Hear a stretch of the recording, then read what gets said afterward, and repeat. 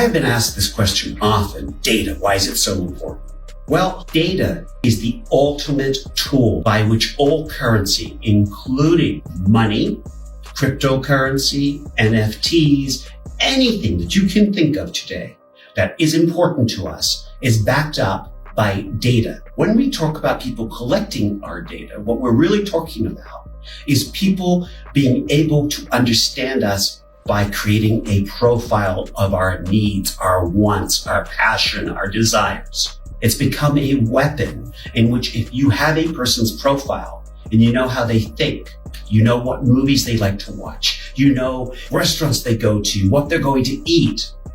and also how long they drive to work, how long they actually go on holiday, and all the other things that human beings do, then it allows you to build a model to suggest things to those people that is based on their bias and how you can manipulate them into doing anything you want them to do.